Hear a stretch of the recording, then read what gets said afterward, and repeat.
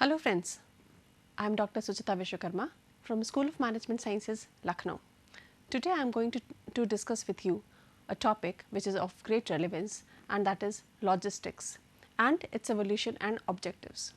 This is one of the topics of the subject supply chain and logistics management.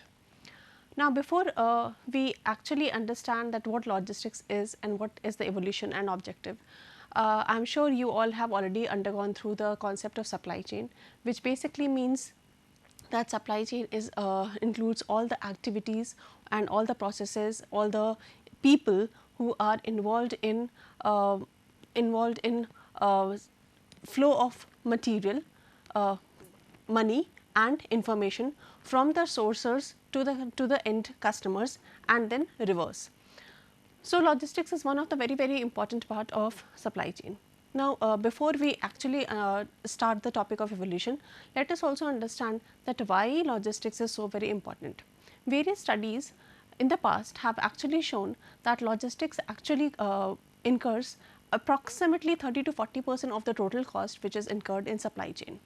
And since supply chain is all about reduction of cost and increasing the efficiency, so logistics play a very important role. Students, over here we need to understand that if any company is able to properly manage the logistics and it is able to reduce the cost and is able to improve the efficiency of logistics, then half of the work of supply chain is already achieved. So, let us go in more detail about what is logistics and why and how it evolved, and then further we will be discussing about the objectives. As per the definition which is given by Council of Logistics Management, logistics is the process of planning, implementing, controlling efficient and effective flow of storage of goods, services and related information from point of origin to point of consumption for the purpose of conforming to customer requirement. Now, over here you may ask that how logistics is different from supply chain. Students, you need to understand that supply chain, as I said earlier, entails all the flow of material, money as well as information, while logistics does not includes the movement of money. It only includes the movement of material and information from the sources end to the customers end and then in a reverse order. So, basically logistics is all about how things are moving from supplier to manufacturer, from manufacturer to distributor, then obviously towards retailer, and then how it is sent to the customer. The major objective of logistics is 7 R's, that is delivering the right product at the right time, at the right quantity, in the right quality, to the right customer at the right price. So, basically now coming to the second definition, as you say, business planning framework, management of material, service and information and capital flow. This definition was given by Helsinki. So, as you now know that logistics is very important, let us also go into more details of logistics. Now, logistics has been derived from a word called logger, which means the art of war pertaining to the movement of war supplies. Now, this particular concept of logistics is a very recent addition to the jargon of business world. Initially, this concept was not very much known or studied. So, what it actually means? Logistics means logger, as you can see on the board.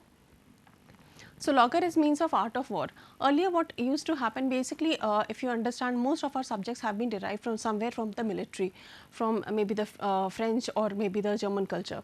So, what happens that initially before 1950s approximately, this particular logistics concept was not formally framed, but then the movement, the formal movement of supplies, military equipments, weapons, people was understood properly only in the armies, and that also of French army.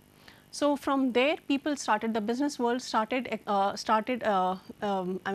copying or understanding that yes, this is how the people and material can be moved in a formal structure and how things are done properly in a planned manner. And from there this particular concept was taken in the business world.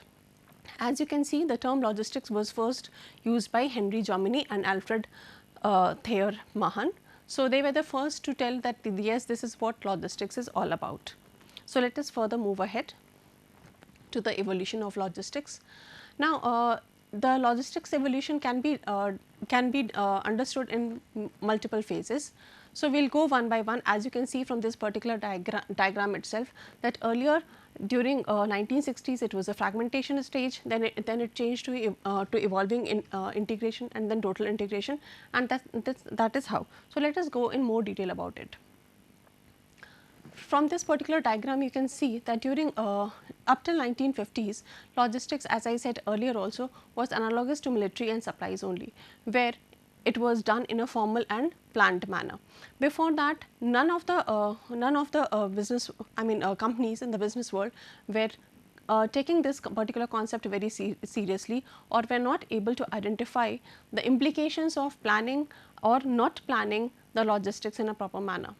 But after Second World War, what happened that there was a lot of demand and there was a lot of shortage of products among the people.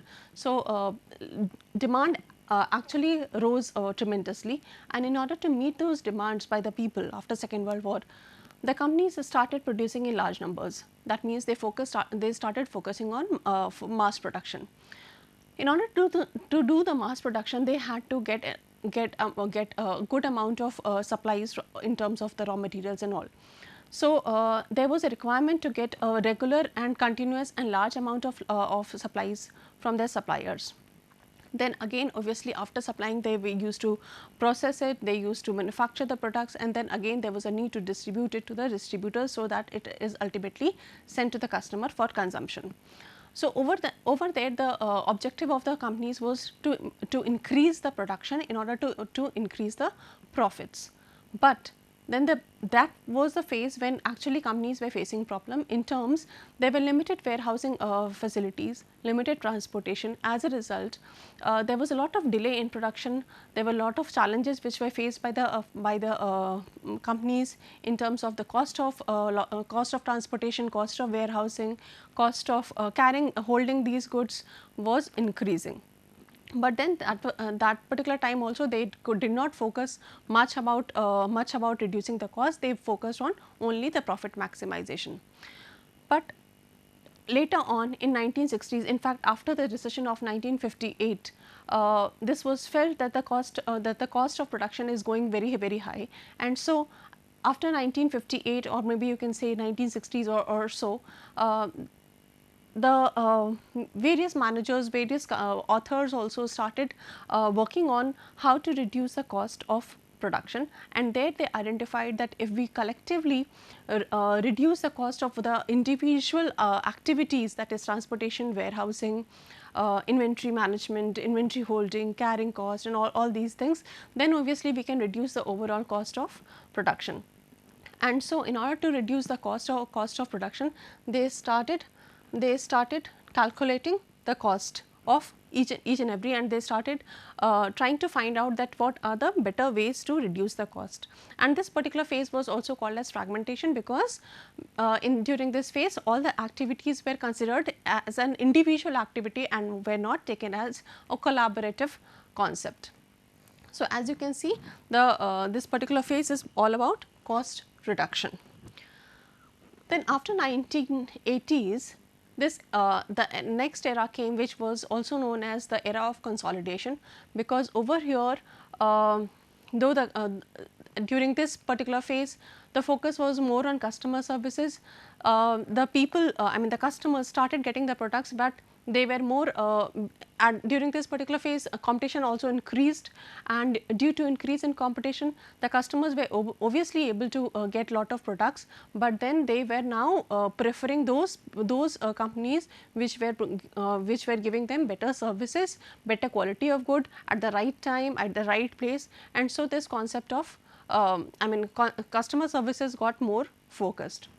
And during this phase progress was towards physical distribution. That means companies believed that they should be producing good, but then they should be more focusing on how and when to provide the right time delivery and right quality of delivery and right quantity of delivery to the customers. And so this phase is also known as era of consolidation, because in this particular phase the companies started combining 2 to 3 activities of the logistics management into one activity, and so this is called the consolidation phase. And during this phase only, various concepts like inventory management, Kanban and just in time came in the concept, so that in order to reduce the cost of production also and to improve the quality of production also.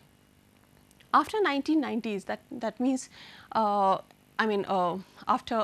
the LPG concept across the world, there were a lot of competition increasing, and so during this phase, as I earlier said, that logistics was actually incurring around 30 to 40% of the total supply chain cost. So, during this phase, companies further wanted to reduce the cost of production, and they with coming of lot of technology, with increase of competition, the companies had to actually work out very stringently, so as to survive and so as to also increase their profits. So, company also started supporting themselves through lot of technological advancements, and then the concept of ERP, material planning, DRP, JIT, all these were started, and companies actually practice them in all their activities. So, this phase is also called as internal integration, when companies actually started believing that yes, logistics should not be taken as one or independent activities. Companies started believing that the complete all the activities, or be it warehousing, be it inventory management, be it transportation or any other activity, they has to be done collaboratively. And then the focus was also, during this phase, the companies also focused on not having multiple suppliers, but then relying on 2 to 3 suppliers only, and having a better relationship with them, so that they can actually get the raw materials in the right quantity at the right place, so that they can reduce their inventory cost, they can reduce their warehousing cost. And for that, obviously information was also something which played a very important role, because companies need to inform their suppliers that when and what quantity of product is being required at what place. And so there were various this was getting support from the IT technology and all kind of things. So over here, this phase is, as you can see, is known as the phase of internal integration. Now, moving ahead with the globalization,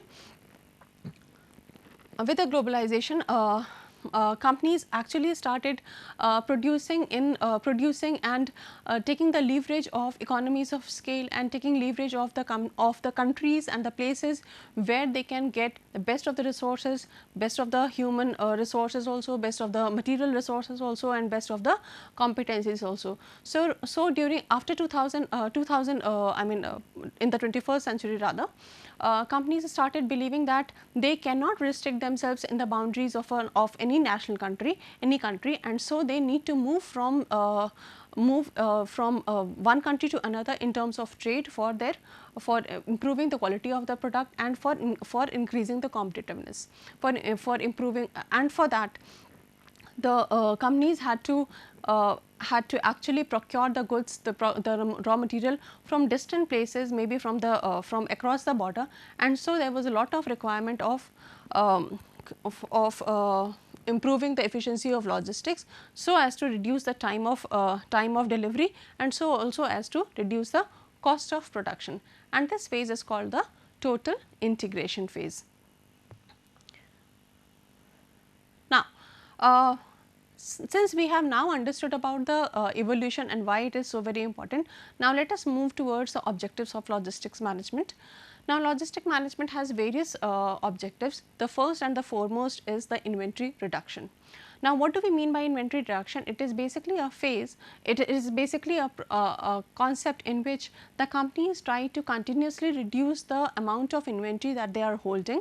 And why it is required? Because if they are able to do so, then they will be having less requirement of warehouse, and when they will be having less of requirement of warehouse, the cost of carrying will get reduced tremendously, and this will eventually have a great impact on the cost of production. Moreover, storing up of an inventory also leads to damages and certain kind of foliage and such kind of things.